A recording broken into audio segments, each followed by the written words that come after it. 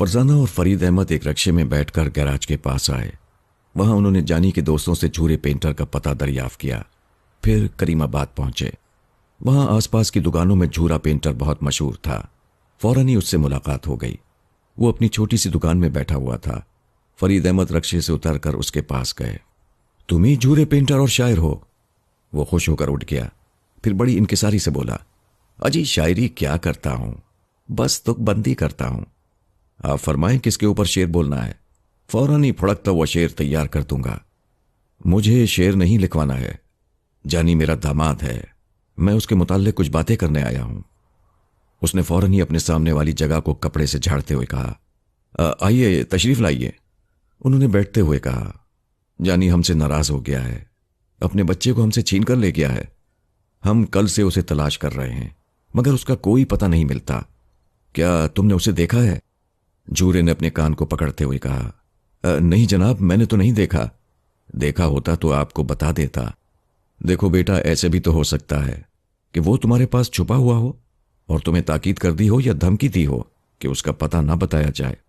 ऐसी कोई बात नहीं है, हम आपके बच्चे हैं, आपसे झूठ नहीं बोलेंगे। और एक बात पूछने आया हूं, जानी तुमसे खत लिखवाया करता था? जी हां, मेरी राइटिंग बहुत अच्छी है, मैं उसकी तरफ से अपनी रुखसाना भाभी को खत लिखा करता था। इसका मतलब यह है कि तुम हमारे घरेलू हालात से बड़ी हद तक वाकिफ हो। फरजाना ने रक्शे से झांक कर फरीद अहमद को आवाज दी। वो उठकर उसके पास आए। उसने कहा, अंकल मेरी डिस्पेंसरी का वक्त हो रहा है, आप मुझे इजाजत दें। इस शख्स को शाम के वक्त घर बुला लें, हम वहां इसे सारी बातें समझाएंगे और इसके जरिए जानी की तरफ से खत लिखाएंगे। ठीक है, तुम जाओ, बल्कि मुनासिब समझो तो मैं तुम्हारी खाला जान को और झूरे पेंटर को लेकर तुम्हारे क्लिनिक में आ जाऊंगा। शाम के 6 बजे के बाद तुम मसरूफ रहती हो, हम 4 बजे आएंगे और जूरे से अपना काम निकलवा लेंगे। वो रक्शे में बैठकर वापस क्लिनिक में आ गई। वहां मरीज औरतें बच्चे उसका इंतजार कर रहे थे। वो उनके दरमियान मसरूफ हो गई। 1 बजे फुर्सत हुई। अरशद ने कहा, बाजी आप क्लिनिक भी संभालती हैं, बाहर कहीं भाग दौड़ में भी मसरूफ रहती हैं, आपको खाना पकाने का वक्त नहीं मिलता। आज मैंने आपके घर की सफाई कर दी है और आपके लिए खिचड़ी और टमाटर की चटनी तैयार कर दी है। फरजाना ने उसे मोहब्बत से देखते हुए कहा, तुम मेरा कितना ख्याल रखते हो, तुमने इतनी तकलीफ क्यों की? मेरे घर की सफाई तुम्हें नहीं करना चाहिए, तुम्हारा काम क्लिनिक में है। नहीं बाजी, क्लिनिक के वक्त क्लिनिक में काम है, बाकी अपनी बहन के घर में है।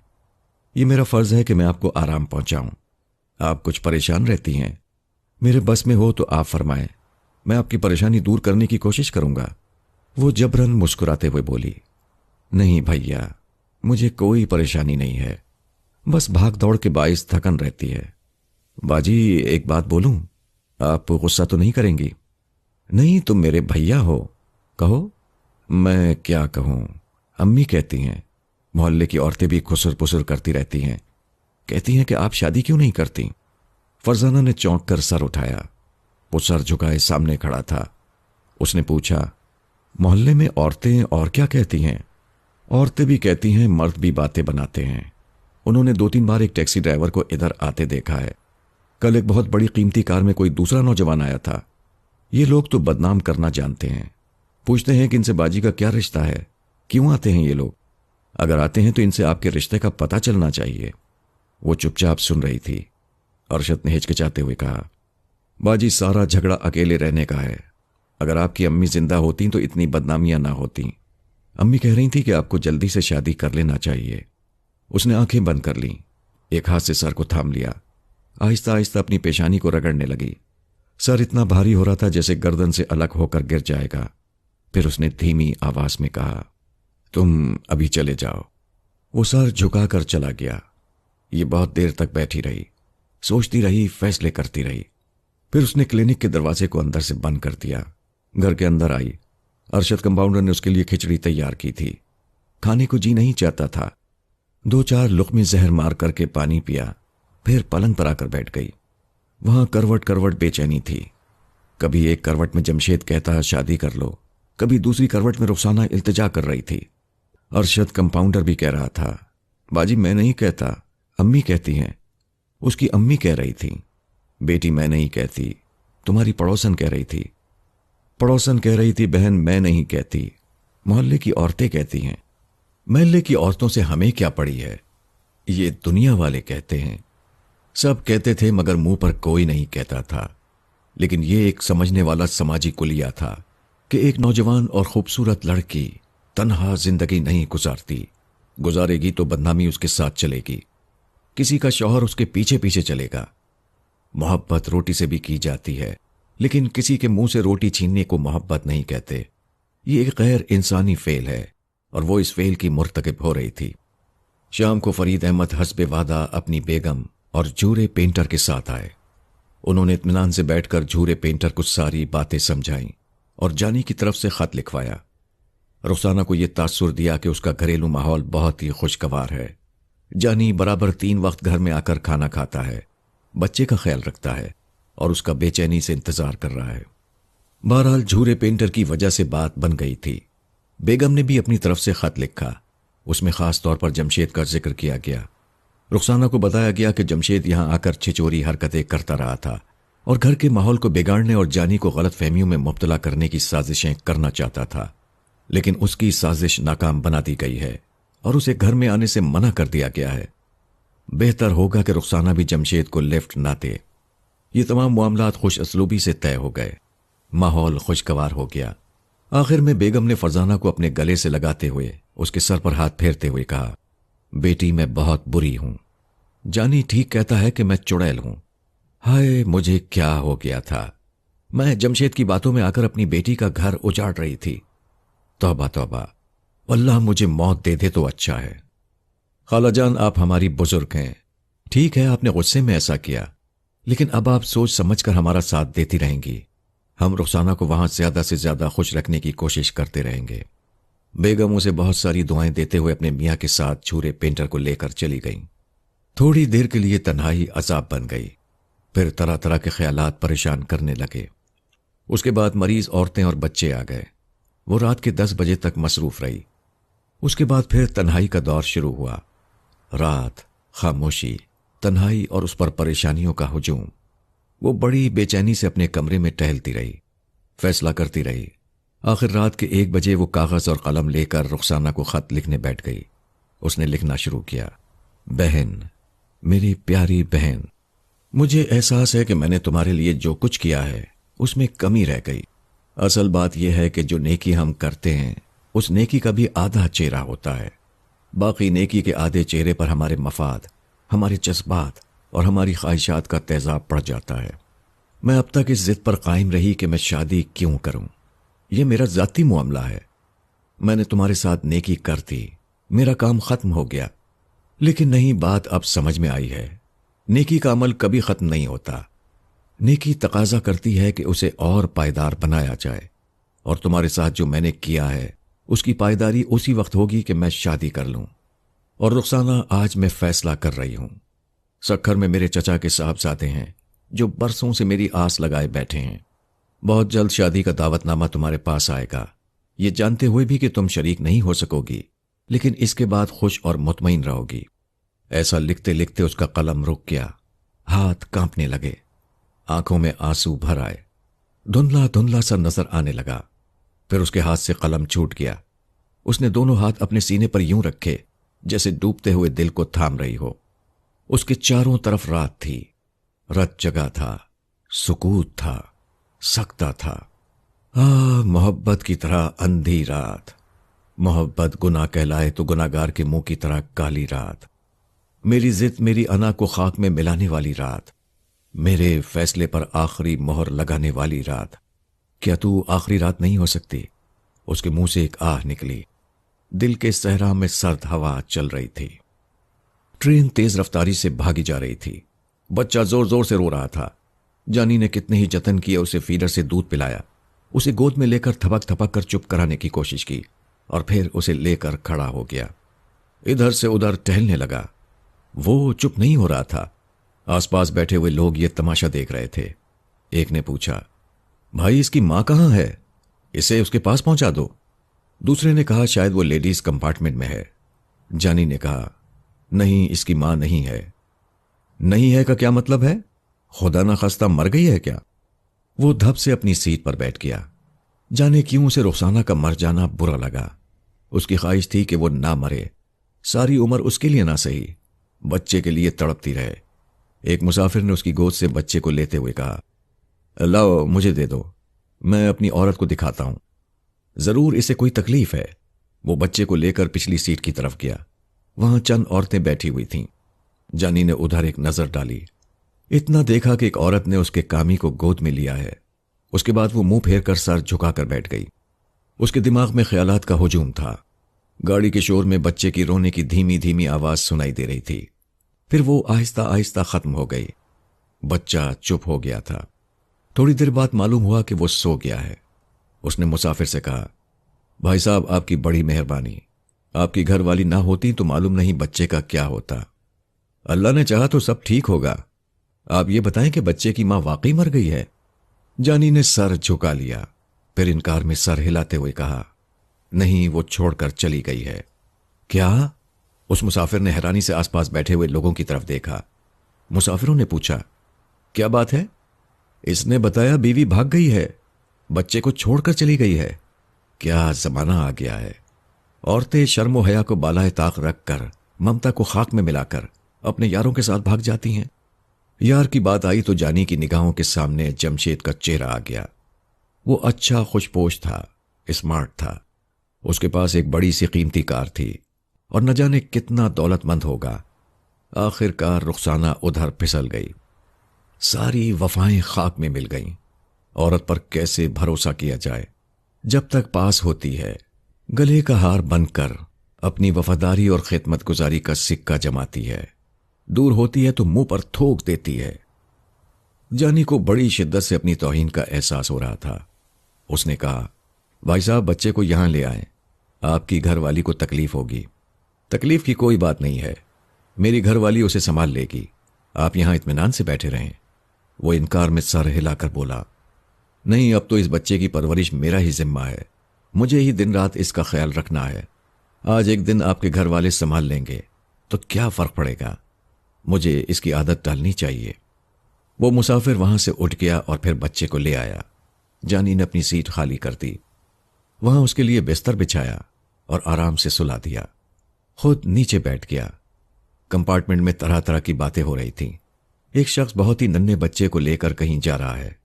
बच्चे की मां नहीं है, बच्चे की मां किसी के साथ भाग गई है। हर तरफ बच्चे की मां का तस्करा था, मगर बहुत ही धीमे धीमे सुरों में ये बातें हो रही थीं। गाड़ी के शोर के बावजूद दूर तक सरगोशियां गुनगुना रही थीं। लोग आते जाते कभी जानी के बच्चे को देख रहे थे और जानी फटी फटी आंखों से हर गुजरने वाले को और आसपास घूरने वालों को देख रहा था।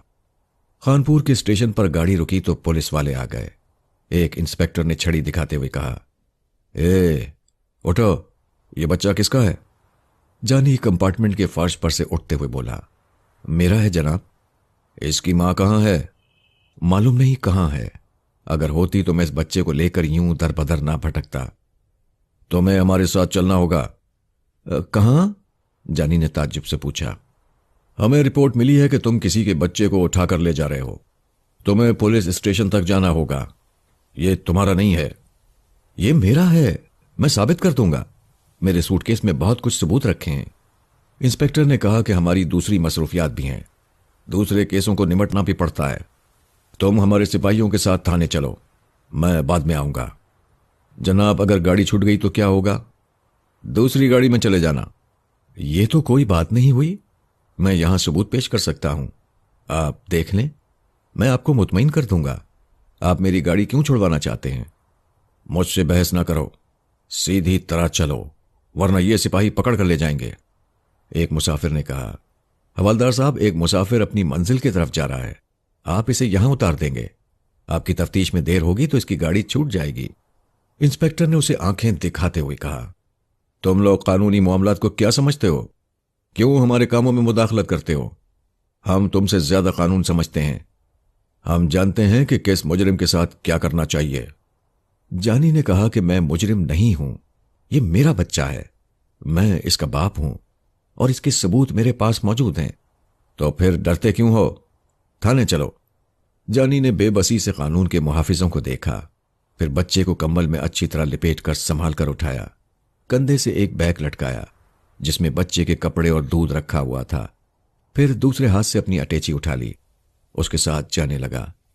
उसी वक्त पिछली सीट से एक औरत की आवाज सुनाई दी, ठहरो भैया। वो रुक गया, पलट कर देखा। वही औरत थी जिसने उस बच्चे को चुप कराया था। उसने करीब आकर एक छोटी सी शीशी जानी की तरफ बढ़ाते हुए कहा, इसमें घुट्टी है, बच्चे के साथ इसे रखना चाहिए। अभी बच्चे के पेट में दर्द हो रहा था, इसकी वजह से ये तड़प रहा था। बच्चे को समझना पड़ता है और तुम नहीं समझ सकोगे। किसी तरह जल्द से जल्द इस बच्चे को किसी औरत की पनाह में दे दो। कोई बूढ़ी औरत होगी तो इसे संभाल लेगी। और हां, बाहर बहुत ज्यादा सर्दी है, बच्चे को संभाल कर रखना। सरसों के तेल से इसकी मालिश करते रहना। जानी ने उसे बड़ी अकीदत से देखते हुए कहा, मैं तुम्हारे इस एहसान को कभी नहीं भूलूंगा। वो जाने लगा। उस औरत ने कहा, सुनो। वो फिर रुक गया। वो कहने लगी, बीवी शौहर को छोड़ सकती है, मां बच्चे को नहीं छोड़ सकती। मैं नहीं जानती कि मियां बीवी में क्या बात हो गई है। अगर कोई गलतफहमी हुई है या तुम्हारी बीवी से कोई गलती हुई है तो बच्चे के खातिर उसे मुआफ कर दो। जरा सोचो, मर्द अपनी औरत की गलती मुआफ नहीं करेगा तो फिर उसे और कौन माफ करेगा। वो सर झुकाकर पलट गया। आहिस्ता आहिस्ता चलता हुआ पुलिस वालों के साथ गाड़ी से उतर गया। रात के 2 बज रहे थे। बाहर सर्द हवाएं चल रही थीं। वो बच्चे को बार बार कंबल में अच्छी तरह लपेटकर सर्दी से महफूज रखने की कोशिश करते हुए रेलवे स्टेशन के बरामदे में पहुंच गया। एक सिपाही ने उसे वहां एक बेंच पर बैठने के लिए कहा, सिपाही जी, यहां बहुत सर्दी है, छोटा सा बच्चा है, आप मुझे अंदर बैठने की इजाजत दें। सिपाही ने हमदर्दी से बच्चे की तरफ देखा, फिर उसे इजाजत दे दी। वो अंदर आकर एक कुर्सी पर बैठ गया और थानेदार का इंतजार करने लगा। गाड़ी छूटने का वक्त हो रहा था। उसी वक्त इंस्पेक्टर वहां पहुंचा। उसने अपनी बेद मेज पर रखते हुए कहा, हाँ, तो तुम्हारे पास टिकट है? जी हां, वो जवाब देता हुआ उठकर खड़ा हो गया। उसने सूटकेस को उठाकर कुर्सी पर रखा, फिर उसे खोलकर टिकट निकाला, उसे इंस्पेक्टर की तरफ फिर बढ़ा दिया। इंस्पेक्टर ने उसे देखने के बाद पूछा, क्या सबूत है कि यह तुम्हारा बच्चा है? उसी वक्त गार्ड ने सीटी बजाई और गाड़ी के चलने की आवाज सुनाई दी। जानी ने सूटकेस से अपना निकाह नामा निकालकर इंस्पेक्टर की तरफ बढ़ाया, फिर तस्वीरों का एल्बम निकाला। उसमें रुखसाना और बच्चे के साथ उसकी बहुत सी तस्वीरें थीं। बच्चे का क्लोजअप भी था। वो इंस्पेक्टर की तरफ एल्बम बढ़ाने के बाद बच्चे को भी करीब ले आया, फिर कहने लगा, तस्वीर और बच्चे को देख लीजिए, ये वही है, और इन तस्वीरों में जो औरत आधा चेहरा छुपाए हुए है वो मेरी बीवी और मेरे बच्चे की मां है। तुम्हारी बीवी कहां है? लंदन में। इंस्पेक्टर ने बेयकीनी से उसे देखा। जानी ने कहा, आप तस्वीरों को देखें, हर तस्वीर में मेरी बीवी ने आधे चेहरे को छुपा रखा है। उसका चेहरा खराब है, ये प्लास्टिक सर्जरी के लिए लंदन गई है। तुम बच्चे को लेकर कहां जा रहे हो? मेरी कोई मंजिल नहीं है, मैंने लाहौर का टिकट ले लिया है। सोचा था जहां दिल चाहेगा गाड़ी से उतर जाऊंगा। जब तुम्हारी बीवी लंदन गई है तो तुमने कराची में उसकी वापसी का इंतजार क्यों नहीं किया? वो मुझे धोखा देकर गई है। वो एक दौलतमंद नौजवान के पास रहने लगी है। ओह, तो ऐसी बात है। वैसे तुम्हारी बातें कितनी सच्ची हैं। मैं सबूत फराहम करने के लिए यहां आपके पास ठहर गया हूं। गाड़ी चली गई है। मजीद सबूत पेश करने के लिए कराची भी वापस जा सकता हूं, लेकिन आप मुझे खामखा परेशान करेंगे। कराची में तुम्हारा और कौन है? वहां अब मेरा कोई नहीं है, और जहां मैं जाने वाला हूं वहां भी मेरा कोई नहीं होगा। कहां जाओगे? अब कहां जाऊंगा, आपने रास्ता रोक दिया है। सुबह देखूंगा, अगर ये जगह मेरे बच्चे के लिए मुनासिब रही तो यहीं रह जाऊंगा। इंस्पेक्टर ने कुर्सी पर बैठते हुए कहा, इसका मतलब यह है कि हमने तुम्हें गाड़ी से उतार कर कुछ ज्यादा गलती नहीं की है। तुम कहीं भी अपनी मंजिल बना सकते हो। बेहतर यही है कि मेरी नजरों के सामने रहो। कहो तो यहां तुम्हारे ठहरने का बंदोबस्त कर दिया जाए। तुम्हारे पास कुछ रकम वगैरह है या नहीं? खुदा के फजल से मैं अच्छा खाने कमाने वाला हूं, टैक्सी चलाता हूं। इस वक्त भी मेरे पास 2000 रुपए हैं। जरूरत पड़ी तो कराची जाकर ले आऊंगा, वहां मेरी टैक्सी चल रही है। इंस्पेक्टर ने आवाज दी, ओ सिपाही ममदू। आवाज आई, जी जनाब, हाजिर हुआ। इसके साथ ही एक सिपाही कमरे में आया। इंस्पेक्टर ने कहा, तुम्हारे मकान में एक कमरा खाली है, तुम किसी को किराए पर देना चाहते हो? ये आदमी शरीफ मालूम होता है। तुम इसे अपने कमरे में जगह दे दो। जो हुक्म जनाब। इंस्पेक्टर ने जानी से कहा, मैं दफ्तरी काम से कराची जाने वाला हूं। तुम वहां का पता मुझे लिखाओ और ऐसे लोगों के नाम पेश करोगे जहां मैं तुम्हारे मुताल्लिक मुकम्मल तहकीकात कर सकूं। जब तक तहकीकात खातिर खान ना हो उस वक्त तक तुम हमारे सिपाही ममदू के घर में रहोगे और इसकी नजरों में रहोगे। जानी ने कहा, मेहरबानी है जनाब। इंस्पेक्टर ने कहा, इसमें तुम्हारा भी फायदा है। एक तो तुम्हारी रिहाइश का मसला हल हो जाएगा, फिर ममदू की बीवी बच्चे हैं, एक बूढ़ी माँ है, वो तुम्हारे बच्चे को संभाल लेगी। जनाब एक अर्ज है, मैं अपने मकान का और अपने ससुराल वालों का पता आपको लिख कर दूंगा। उस गैराज का पता भी दूंगा जिसके मालिक की निगरानी में मेरी एक टैक्सी चल रही है। लेकिन आप मुझसे इतना वादा करें कि वहां किसी भी शख्स को मेरा पता नहीं बताएंगे। तुम उन लोगों से क्यों छुपना चाहते हो? जनाब मेरी सास यहां आएगी तो बच्चे के लिए झगड़ा करेगी। जब तक इस बच्चे की मां लंदन से वापस ना आए उस वक्त तक मैं इसका हकदार हूं और मैं इसे किसी और की निगरानी में रखना नहीं चाहता। जब मां वापस आएगी तो क्या करोगे? मैं इसे। वो कहते कहते रुक गया। वो कहना चाहता था, मैं उसे तलाक दे दूंगा और अदालत में बच्चे का हक हासिल करूंगा, लेकिन वो पूरी बात ना कर सका। उसी वक्त उसकी निगाहों के सामने फरजाना आ गई। वो इल्तिजा कर रही थी, देखो जानी, गुस्से में और जोश में आकर रुखसाना को तलाक ना देना, उसकी वापसी का इंतजार करो। वो अपनी सफाई में कुछ ऐसी बातें करेगी कि तुम्हारी गलतफहमी दूर हो जाएगी। फिर उसे रुखसाना नजर आई। वो कह रही थी, जानी, खुदा के लिए मेरी वफादारी और खिदमत गुजारी का हिसाब करो, मेरा इंतजार करो। इंस्पेक्टर ने पूछा, तुम कहते कहते रुक क्यों गए? वो चौंक कर बोला, मैं ये कह रहा हूं कि जब बच्चे की मां वापस आएगी तो कोई फैसला होगा कि मैं उसके साथ जिंदगी गुजारूंगा या नहीं। रह गया बच्चा तो इसका फैसला अदालत में होगा। अभी तो मैं ही इसका हकदार हूं, इसीलिए मैं इल्तिजा करता हूं कि इस बच्चे की नानी नाना को मेरी मौजूदा रिहाइशगाह का पता ना चले। इंस्पेक्टर ने कुछ देर सोचने के बाद कहा, कानून के जो तकाजे होंगे वो मैं पूरे करूंगा। हां, अगर हालात तुम्हारे मुवाफिक रहे तो तुम्हारे सिलसिले में मुझे उनसे कोई बात छुपानी पड़ी तो मैं ऐसा कर लूंगा। तुम ममदू के साथ जाओ। वो ममदू के साथ उसके मकान में आ गया। उसे कानून की आरजी पनाह मिल गई। वो कानून के मुहाफिज की निगाहों में भी था और उसकी हैसियत एक किराएदार की भी थी। ममदू का मकान बहुत बड़ा था। उसके पिछले हिस्से में एक ऐसा कमरा था जो किसी को भी किराए पर दिया जा सकता था। वो कमरा जानी को मिल गया। जब वो कमरे में पहुंचा तो सुबह के 4 बजने वाले थे। ममदू की बूढ़ी वालदा अजान से पहले उठने की आदी थी। जब उन्हें पता चला कि एक शख्स एक नन्हे बच्चे के साथ किराएदार की हैसियत से आया है तो उन्होंने फौरन ही बच्चे को गोद में ले लिया। फिर तरह तरह के सवालात करने लगीं। जवाब देना जरूरी था, इसलिए जानी जवाब देने लगा। इसी सवाल जवाब में दिन निकल आया। बूढ़ी खातून ने कहा, मुझे अपनी मां समझो, ये मेरा पोता है, इसकी तरफ से बिल्कुल बेफिक्र रहो और अपनी नींद पूरी करो, मैं इसे संभाल लूंगी। वो बूढ़ी खातून बच्चे को लेकर दूसरे कमरे में चली गईं। वो आराम से सो गया। 5वें दिन इंस्पेक्टर ने उसे बुला लिया और कहा, मैं कराची गया था, तुम्हारे बताए हुए पते पर फरीद अहमद और उनके घर वालों से मुलाकात की।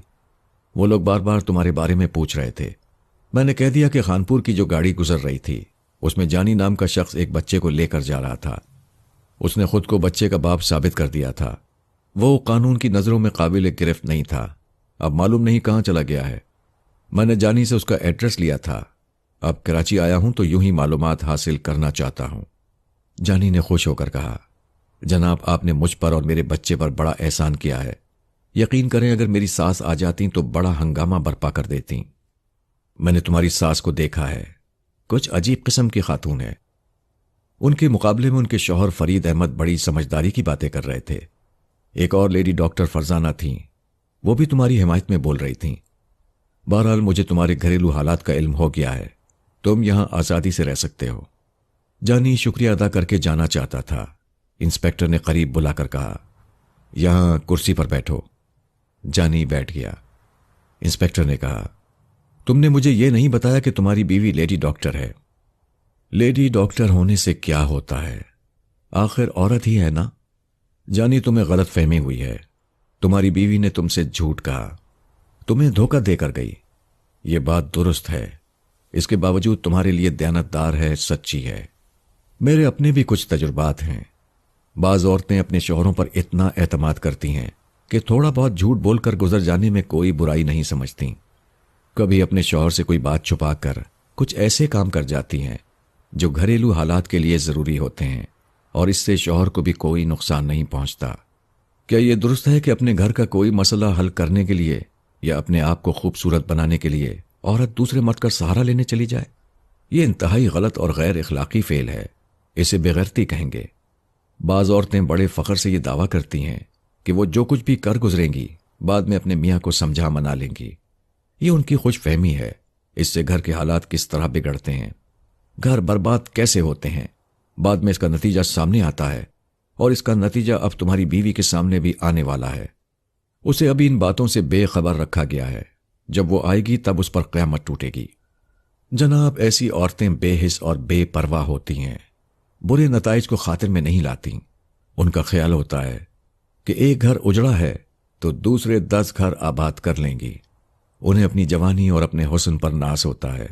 जब तक वो हसीन नहीं थी मेरे कदमों में पड़ी हुई थी, अब उसके पांव जमीन पर नहीं पड़ेंगे।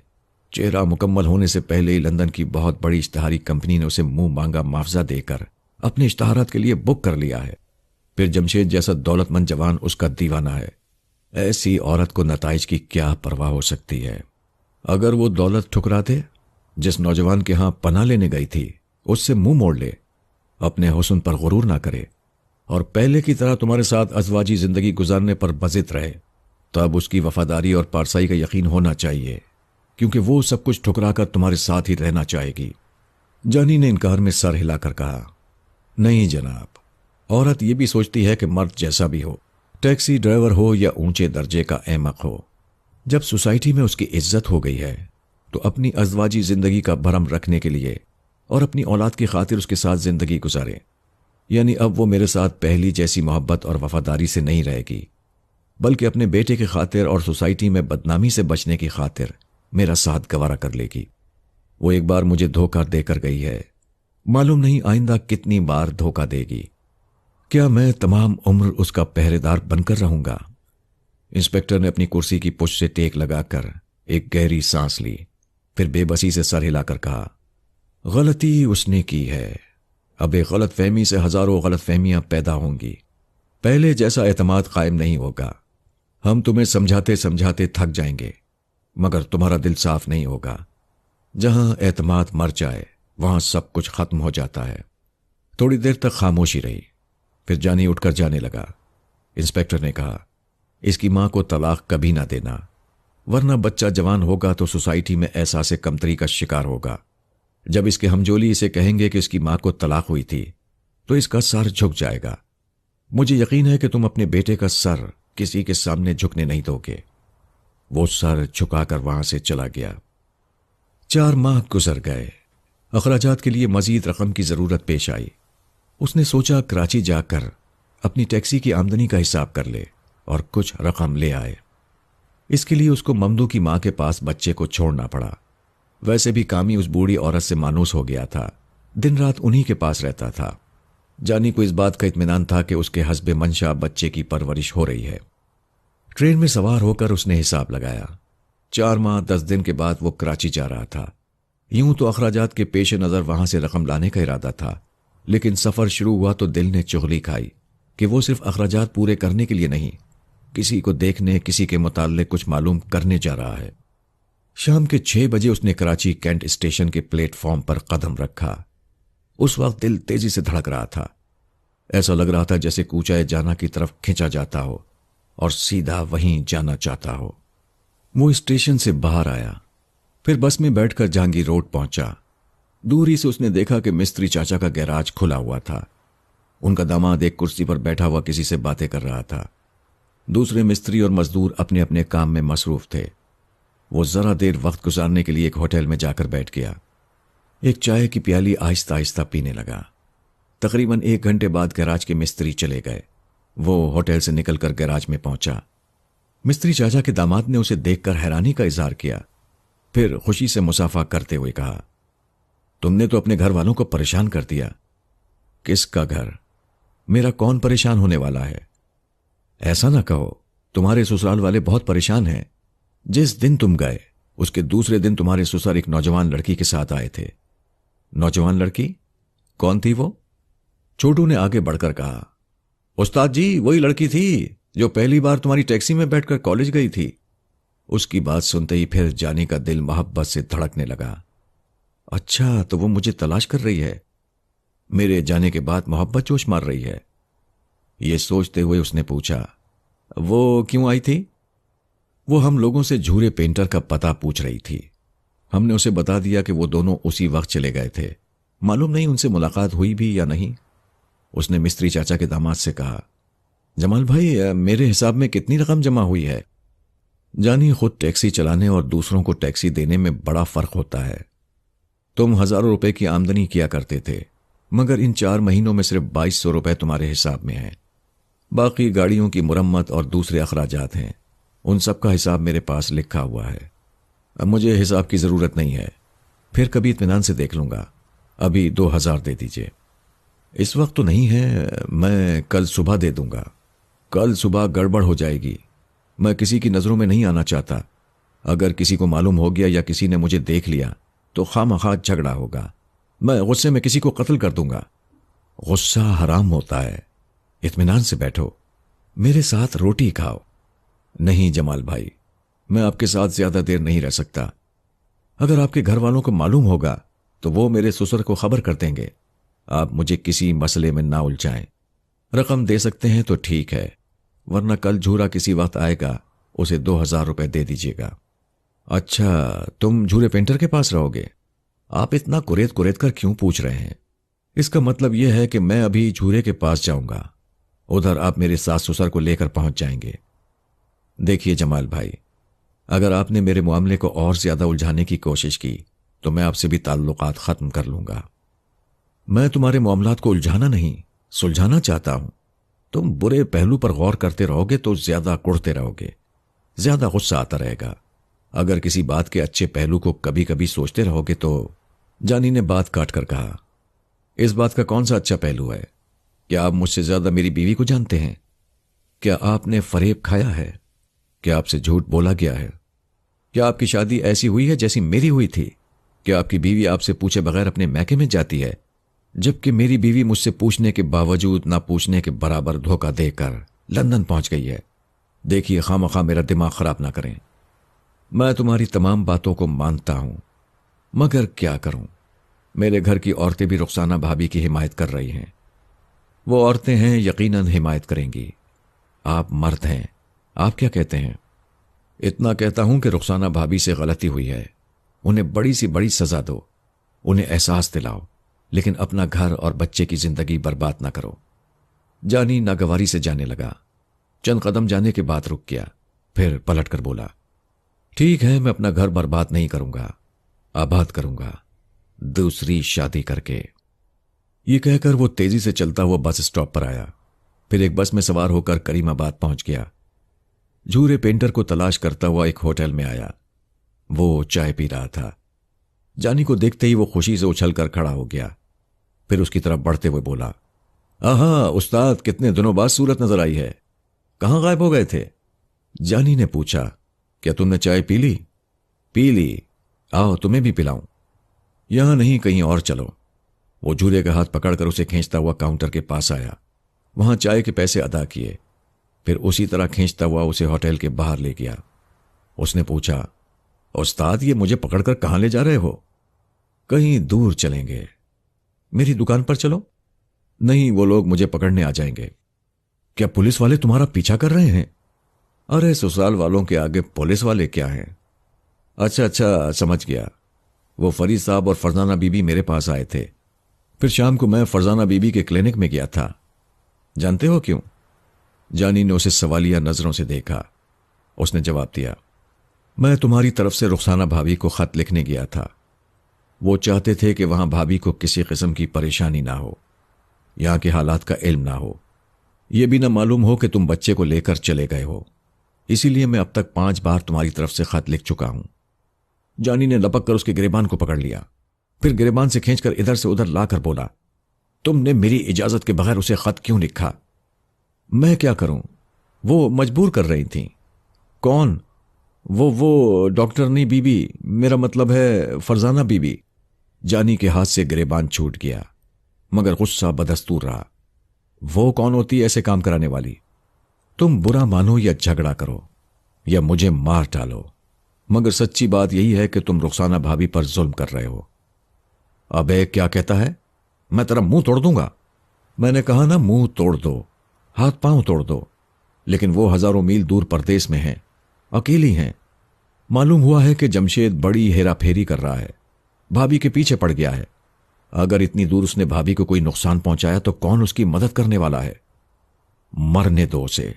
जैसे धोखा देकर गई है वैसे ही उसका यार उसके साथ सलूक करेगा। उस्ताद, भाभी को गाली मत दो। मैं कई बार तुम्हारे ससुराल गया हूं। फरजाना बीबी के पास बैठकर मैंने खत लिखे हैं, मुझे सारी बातें मालूम हो गई हैं। यकीनन भाभी ने गलती की है, लेकिन एक अकल की बात मुझसे सीख लो। उनसे जितना बुरा सलूक करना चाहो, जितना भी उनको परेशान करना चाहो, तो यहां आने के बाद करना। वो परदेश में है। जानी, तुम समझते क्यों नहीं हो? मैं कुछ नहीं समझना चाहता। वो मुंह फेर कर जाने लगा। झूरे ने कहा, मैं खूब समझता हूं। तुम जिसकी आस लगाए बैठे हो और जिसके लिए तुम भाभी को दूध की मक्खी की तरह निकाल कर फेंक देना चाहते हो, तो सुन लो, वो चिड़िया उड़ चुकी है। जानी जाते जाते रुक गया। क्या कह रहे हो? किस चिड़िया की बात कर रहे हो? वही जो फरजाना बीबी है ना, उनकी शादी हो चुकी है। जानी के जहन को एक जबरदस्त झटका पहुंचा। यूं लगा जैसे अचानक ही किसी ने भरपूर तमाचा मारा हो। उसके अंदर यकबारगी आंधियां सी चलने लगी। वो बेचैनी से झूले को घूर घूर कर देख रहा था। फिर उसने दांत पीस कर दोनों मुट्ठियां भींच कर कहा, अगर ये झूठ हुआ तो मैं तेरा खून पी जाऊंगा। आदमी गुस्से में अपना ही खून पीता है। वैसे ये झूठ नहीं है। अभी 2 दिन पहले फरीद साहब मेरे पास आए थे। उन्होंने कहा कि शाम को मैं उनके घर पर आ जाऊं। फरजाना बीबी और उनके दूल्हा को खाने की दावत दी गई थी। मुझे भी दावत में शरीक होने के लिए कहा। इसके साथ ही ये भी कहा कि वहां बैठकर भाभी को एक खत और लिख दूं। वो झूरे की बात सुन रहा था, होंठों को सख्ती से भींचकर नाक से जोर जोर की सांस ले रहा था, जैसे दरिंदा गुर्रा रहा हो। फिर उसने पूछा, शादी कब हुई? मैं नहीं जानता। मैं नहीं मानता, इतनी जल्दी शादी कैसे हो सकती है? तुम इसे जल्दी कह रहे हो? 4 महीने के बाद आए हो, जैसे देर नहीं हुई। वैसे भी जल्दी और देरी की क्या बात है? यह तो उनके घर का मामला है। शादी खानदान में हुई है, अपने चचा के लड़के के साथ। जानी की खोपड़ी गर्म हो रही थी। उस वक्त यही चाहता था कि फरजाना सामने हो और वो उसका गला घोंट डाले। फिर उसे अपनी सास का ख्याल आया। उसने मुट्ठियां भींच कर कहा, मैं समझ गया, मेरी सास ने उसकी शादी कराई है। नहीं उस्ताद, फरीद साहब को और उनकी बेगम साहिबा को तो शादी की खबर ही नहीं थी। फरजाना बीबी बहुत पहले सखर चली गई थी। वहीं उनके चचा ने अपने लड़के से निकाह पढ़वाया। वो फुटपाथ पर बैठ गया, महावरतन झाग की तरह बैठ गया। अगर ना बैठता तो चकरा कर गिर पड़ता। उसने डूबते हुए पूछा, क्या तुमने उसको देखा है? किसकी बात कर रहे हो? वो झुंझुलाकर बोला, अबे उस दुश्मन की बात कर रहा हूं जिसने उससे शादी की है। उस्ताद, ऐसे मामलात में दुश्मन नहीं रकीब कहते हैं। उसने घूर कर देखा। जूरे ने कहा, पहले पूरी बात सुन लो। यह आशिकी का मामला है। जो शरीफ आदमी होते हैं वो किसी को रकीब नहीं समझते, मोहब्बत से दुआएं देते हैं कि अपनी महबूबा जिसके साथ भी रहे खुश रहे, शादो आबाद रहे। तुम भी एक शरीफ आदमी हो, क्या तुम फरजाना बीबी को दुआएं नहीं दोगे? वो सर उठाकर दूर खलाओं में तकने लगा। उसके चेहरे से यूं लग रहा था जैसे उसकी रूह खींच ली गई हो।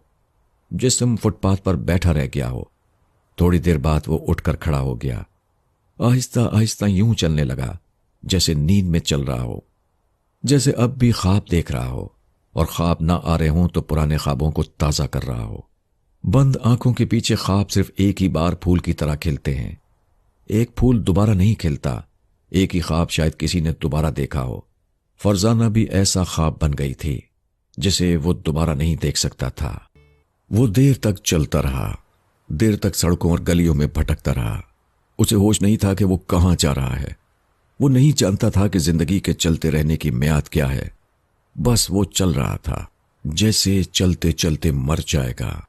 जूरे पेंटर की थकी हुई सी आवाज सुनाई थी, उस्ताद कब तक चलते रहोगे? मैं तो बिल्कुल थक गया हूं। कहीं तो बैठ जाओ। उसने पलटकर झूरे को देखा, फिर अपने आसपास यूं देखने लगा जैसे नींद से जागा हो और समझने की कोशिश कर रहा हो कि वो कहां सोया था और कहां आंख खुली है। झूरे ने कहा, मेरी समझ में नहीं आता कि तुमसे हमदर्दी करूं या कोई नसीहत करूं। कुछ ना करो, चले जाओ। कैसे चला जाऊं? मैं रोता रहूं तो क्या तुम मुझे छोड़कर चले जाओगे? अगर तुम रुखसाना भाभी के लिए सोचो, उनकी फिक्र करो, कोई तदबीर सोचो तो इसी तरह कदम मिलाकर चलता रहूंगा।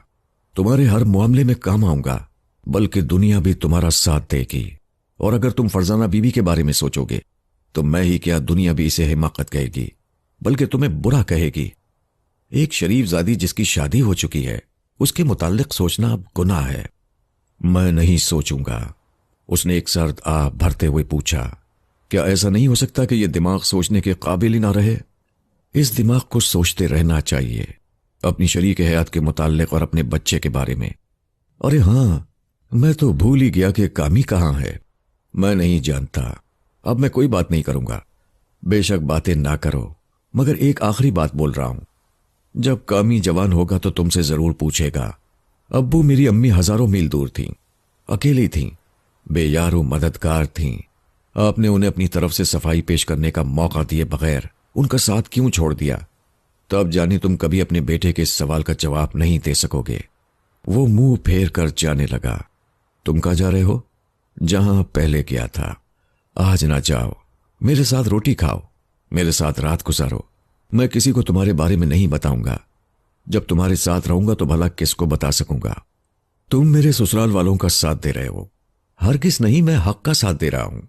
मैं आखिरी सांस तक तुम्हें समझाता रहूंगा। तुम जब तक नजर आओगे तुम्हारे साथ चलता रहूंगा। वो एक बस में सवार हो गया। जूरा भी उसके साथ बैठ गया। वो कैंट स्टेशन पहुंचे। जूरे ने पूछा, तुम कहां जाओगे? इस वक्त कौन सी गाड़ी है जो तुम्हें किसी मंजिल तक पहुंचाएगी? जिसकी कोई मंजिल ना हो, वो किसी भी वक्त किसी भी गाड़ी में किसी भी रास्ते पर जा सकता है। तुम मेरी फिक्र ना करो, अब जाओ। मैं तुम्हें कैसे छोड़ दूं? मुझे भी अपने साथ ले चलो। नहीं, वापस जाओ और मेरे ससुराल वालों के चमचे बने रहो। मैं आइंदा भाभी का नाम नहीं लूंगा, सिर्फ तुम्हारी बातें करूंगा। तुम कोई गलत बात बोलोगे तो मैं हां में हां मिलाऊंगा। झूरे, मैं जानता हूं तुम मेरे घर की तबाही नहीं देख सकते। किसी ना किसी बहाने जानना चाहते हो मैं कहां जा रहा हूं, कहां रहता हूं, लेकिन तुम कामयाब नहीं हो सकोगे। मुझे चुपचाप जाने दो। अगर नहीं जाने दोगे तो मैं तुम्हारी पिटाई शुरू कर दूंगा। झूरे ने उसके चेहरे को थोड़ी देर तक देखा, फिर सर झुकाकर वहां से घूम गया। आहिस्ता आहिस्ता जाने लगा। जानी स्टेशन की इमारत के बाहर जीने पर खड़ा हुआ उसे देख रहा था। वो दूर बस स्टॉप पर जाकर एक मिनी बस में सवार हो गया। इधर ये मिनी में बैठकर दूर खड़े हुए जानी को देख रहा था। रात के वक्त उसे मालूम नहीं हो रहा था कि झूरा गाड़ी के अंदर बैठा हुआ उसे देख रहा है। वो छुपने के अंदाज में इमारत की एक तरफ चलता हुआ टैक्सियों के पीछे से गुजरता हुआ उसी बस स्टॉप की तरफ जाने लगा। उस वक्त मिनी स्टार्ट हो रही थी। झूरा फौरन ही उतरकर सामने वाले होटल में चला गया, फिर दूर एक मेज पर जाकर कुर्सी पर बैठ गया। जानी बस स्टॉप पर आकर दूर जाती हुई मिनी को देख रहा था और यह समझ रहा था कि झूरा उसमें बैठकर जा चुका है। थोड़ी देर में एक दूसरी मिनी आई। वो उसमें सवार हो गया। झूरे ने मिनी का नंबर पढ़ते ही समझ लिया कि वो औरंगी जा रहा है और ये बात भी समझ में आ गई थी कि आज वो इसी शहर में रहेगा।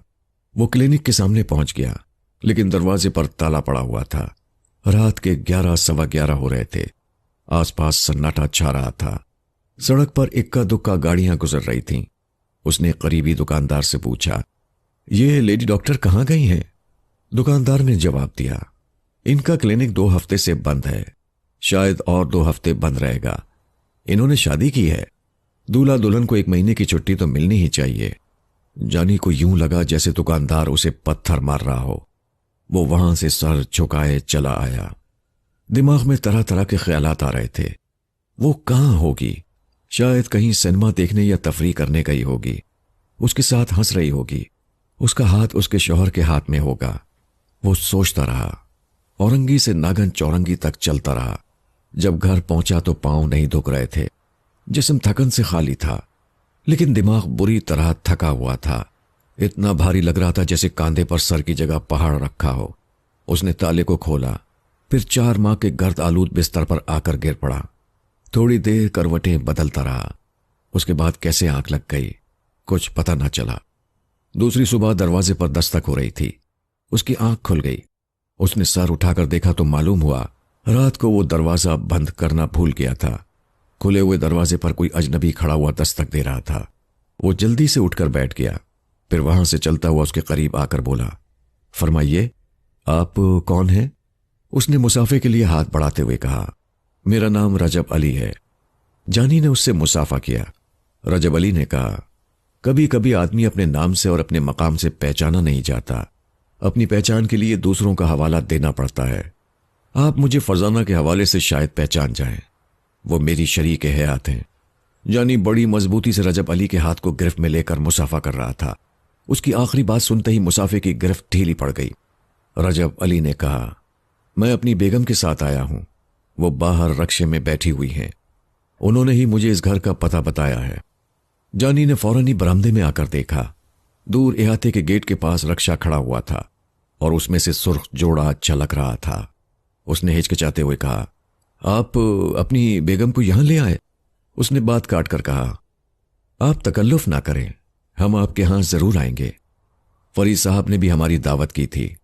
जब आपकी बेगम लंदन से वापस आ जाएंगी, आपका एक घर होगा, तो उस वक्त दावत का मजा भी आएगा और दावत ऐन रस्म व रिवाज के मुताबिक होगी। जानी ने पूछा, अगर मेरी ये बात रस्म व रिवाज के खिलाफ है तो फिर आप अपनी बेगम के साथ यहां क्यों आए हैं? मैंने कहा ना, मेरी बेगम मुझे आपके घर तक पहुंचाने आई हैं। अगर मैं पता जानता तो तन्हा आता। यहां आने की कोई वजह होगी। आप मुझे बैठने के लिए नहीं कहेंगे? जानी ने एक बार फिर रक्शे की तरफ देखा, फिर कहा, यह मुनासिब नहीं है कि एक औरत बाहर रक्शे में बैठी रहे और आप मेरे घर में बैठें। या तो आप बेगम के साथ आकर बैठें और जो कहना है मुख्तसर तौर पर कहकर चले जाएं। अगर मैं कभी इस काबिल हुआ कि आप मियां बीवी को अपने घर बुला सकूं तो जरूर यह शर्फ हासिल करूंगा। अच्छी बात है। मैं मुख्तसर तौर पर इतना कहना चाहता हूं कि मैं फरजाना के चचा का लड़का हूं। मैं जानता हूं। दूसरी बात कहिए, मैं आपके रुखसाना भाभी के और फरजाना के हालात से पूरी तरह वाकिफ हूं। आपकी शादी से लेकर अब तक क्या किस्सा चलता रहा, यह भी मेरे इल्म में है। फरजाना बहुत ही साफ को है। उसने मुझे एक एक बात बता दी है। आपने बात मुख्तसर करने के लिए कहा है, इसलिए सिर्फ एक सवाल कर रहा हूं, क्या मेरी बीवी इज्जत व आबरू से मेरे साथ पुरसुकून अज़दवाजी जिंदगी गुजार सकेगी? आप उसके शौहर हैं।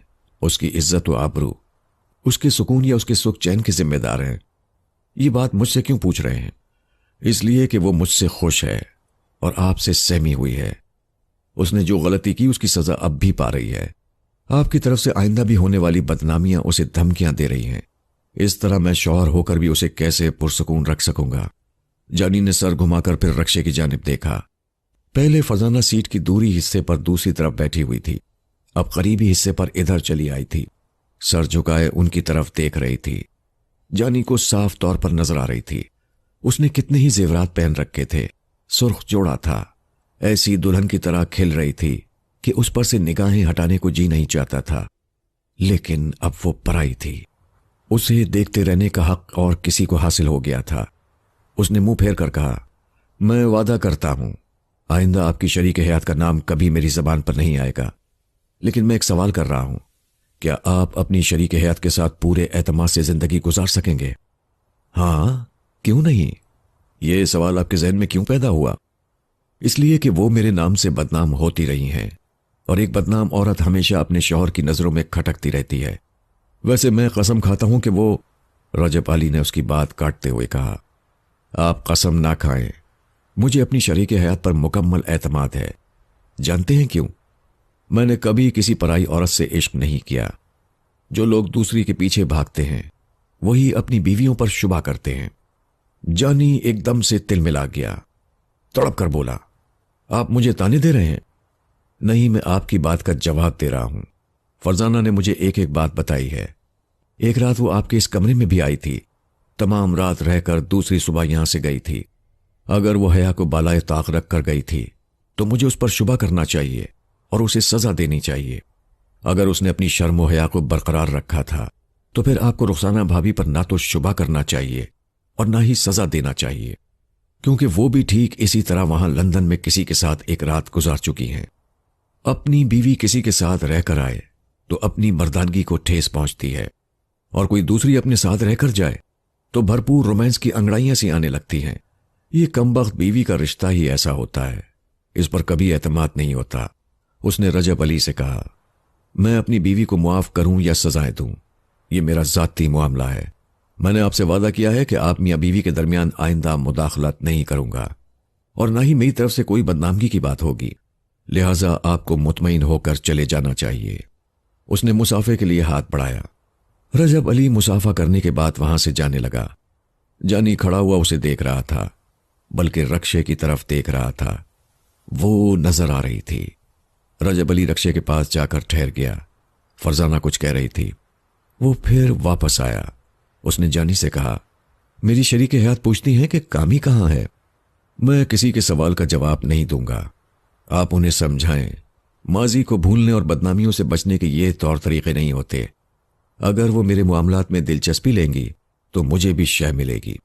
रजब अली ने तायद में सर हिलाया, फिर वहां जाकर रक्शे में बैठ गया। थोड़ी देर तक रक्षा खड़ा रहा। दोनों मियां बीवी के दरमियान बहस हो रही थी। फिर रक्षा आगे बढ़ गया। जानी उसे जाते हुए देखता रहा, हत्ता कि वो नजरों से ओझल हो गया। वो दिल बर्दाश्ता होकर आहिस्ता आहिस्ता अपने कमरे में आया। दिन की रोशनी में कमरे की हर चीज गर्द आलूद नजर आ रही थी। वो पिछली रात इसी तरह गर्द से भरे हुए बिस्तर पर सो गया था। रुखसाना बड़ी नफासत पसंद थी। अगर वो कमरे की ये हालत देख लेती तो चीखे मारकर झाड़ पूंछ में फौरन ही मसरूफ हो जाती। उसे एहसास हुआ कि रुखसाना की याद आई है। उसने फौरन ही सर को झटक दिया, जैसे दिमाग से उसे निकाल रहा हो। वो आहिस्ता आहिस्ता चलता हुआ अलमारी के पास आया, फिर उसे खोलकर यूं ही कपड़े और दूसरी चीजें उलट पलट कर देखने लगा। शायद लिबास बदलना चाहता था, शायद याद आने वाली को भूलने के लिए मसरूफ रहना चाहता था। उसने दराज खोली। ऊपर ही वो डायरी नजर आई। डायरी को देखते ही फरजाना की बात याद आई। उसने कहा था, जानी आज मैं तुम्हें बताती हूं, जिस रात तुम बहुत नशे में थे उस रात मैंने तुम्हारी अलमारी खोलकर रुखसाना की डायरी पढ़ी थी। रुखसाना ने आखिरी सफ़े पर लिखा है, तुम जाकर पढ़ सकते हो। वो तुम्हें फिर एक बार धोखे में रख कर या झूठ बोलकर पछता रही है। अगर कभी उसका झूठ तुम पर खुल जाए तो तुम्हें उसका इंतजार करना चाहिए। वो आकर अपनी सफाई पेश करेगी। वो डायरी को देख रहा था और फरजाना की बातें याद कर रहा था। फिर उसने डायरी को उठा लिया, उसे खोला, यूं ही बेदिली से उसकी वर्क करने लगा। 4 सितंबर के सफ़े पर उसकी नजरें ठहर गईं। वहां रुखसाना ने लिखा था, मेरे जानी, मैं तुम्हें जान से बढ़कर चाहती हूं। जो औरत जान से ज्यादा चाहे वो थोड़ा झूठ बोलने का भी हक रखती है, क्योंकि उसे अपने मर्द पर बड़ा मान होता है। वो मारेगा, जुल्म करेगा, फिर भी अपनी मिल्कियत समझकर मुआफ कर देगा। जानी, मैं परसों बहुत दूर चली जाऊंगी। अगर कभी तुम्हें यह बात मालूम हो कि मैंने तुमसे कोई बात छुपाई है तो मेरी राजदारी को फरेब न समझना, मेरा इंतजार करना। वापस आकर तुम्हें सब समझा दूंगी। बाज हालात में मसलहत अंदेशी लाजमी हो जाती है।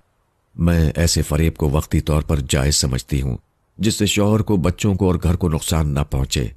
मैं कसम खाकर जा रही हूं कि कभी किसी मरहले पर तुम्हारी खुददारी को ठेस नहीं पहुंचने दूंगी। मेरा हाथ सिर्फ तुम्हारे हाथों में रहने के लिए है। यह किसी और हाथ में कभी नहीं जाएगा। जाएगा तो मैं मर जाऊंगी। उसने झुंझलाकर डायरी को दूर फेंक दिया। वो उड़ती हुई फड़फड़ाती हुई गई। जानी ने हैरानी से देखा। एक लम्हे में उसे यूं लगा जैसे रुखसाना तड़पती हुई और फड़फड़ाती हुई आकर उसके कदमों से लिपट गई हो।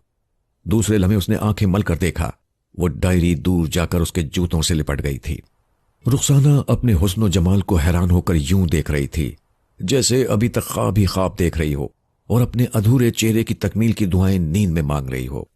वो अपने सामने बड़े से स्क्रीन पर जो कुछ देख रही थी वो ख्वाब नहीं, हकीकत था। उसके पास इश्तहारी कंपनी के Mrs Hogg, mister David Hogg और मिस्टर रिचर्ड डेविड उसके हुस्न को और अपने कॉस्मेटिक के आइटम्स को तनकीदी नजरों से देख रहे थे और आहिस्ता आहिस्ता उन पर तबसरे कर रहे थे। सामने स्क्रीन पर मनाजिर बदल रहे थे। रुखसाना मुख्तलिफ पोज में, मुख्तलिफ अंदाज में, कभी क्लोजअप में, कभी लॉन्ग शॉट में नजर आ रही थी। हर जाविये से वो होश रुबा थी। हर शॉट में एक नया जादू जगा रही थी। कभी शैम्पू के हवाले से उसकी रेशमी जुल्फें यूं लहराती थीं, जैसे रेशमी सखियां सावन में झूले झूल रही हों। कभी उसके होठों से कलियां खिलती थीं और लिपस्टिक के मुख्तलिफ शेड्स नजर आते थे। कभी गालों के गुलाब खिलते थे और उनके जरिए वैनिशिंग क्रीम, कोल्ड क्रीम और टैल्कम पाउडर की दात मिलती थी। उसकी आंखें पहले ही खूबसूरत थीं, अब उनमें काजल भरी रातें जाग रही थीं और आई शेड्स की रंगीनियां झिलमिला रही थीं। वो क्या थी, क्या बन गई थी? जर्रा थी, आफताब बन गई थी। आफताब बनकर भी आसमान पर नहीं उड़ रही थी, बल्कि जमीन पर बैठी जानी को याद कर रही थी। अपने हुस्न को देख रही थी और सोच रही थी, जिसके लिए वो मुकम्मल हुई है वो देखेगा तो कैसे उसका दीवाना बन जाएगा। फिर स्क्रीन सादा हो गया, तारीकी छट गई, प्रोजेक्शन हॉल रोशन हो गया। उस रोशनी में आसपास के मर्द और औरतें उठकर उसे देखने लगे, उसकी तारीफें करने लगे, उसे मुबारकबाद देने लगे। रुखसाना दूर खड़े हुए डॉक्टर लुइस मार्को को देख रही थी। इश्तहारी प्रिंट देखने के लिए डॉक्टर को खास तौर पर मदऊ किया गया था। मिस्टर हॉक ने कहा, डॉक्टर आप एक लाजवाब फनकार हैं, आपने मिसेस रुखसाना को क्या से क्या बना दिया है। डॉक्टर लुइस मार्को ने आगे बढ़ते हुए कहा, मैं बेजा तारीफ पसंद नहीं करता। आप यकीन करें मिसेस रुखसाना मेरे पास आने से पहले ही कुदरती तौर पर हसीन थीं। इनका आधा चेहरा हादिसाती तौर पर बिगड़ गया था, बाकी जो आधा खूबसूरत चेहरा रह गया था मैंने उसी के मुताबिक इनके चेहरे को मुकम्मल किया है। यानी कुदरत ने जो हुस्न इन्हें दिया था मैंने उसकी आधी नक्काली की है। ये मेरा फन जरूर है, लेकिन मेरा वो कारनामा नहीं है जो कुदरत का हो सकता है। रुखसाना ने आगे बढ़कर फर्ते अकीदत से डॉक्टर के हाथ को थाम लिया, फिर उसे चूम कर कहा, आपकी तारीफें जितनी भी की जाएं कम है, लेकिन इसकी बुनियादी तारीफ यह है कि आपका फन इंसान को बिगड़ी बनाना सिखाता है। आपका फन ये इशारा देता है कि इंसान हमेशा आधा नहीं रहेगा। अपने अंदर की बिगड़ी बनाते बनाते एक दिन वो जरूर मुकम्मल होगा।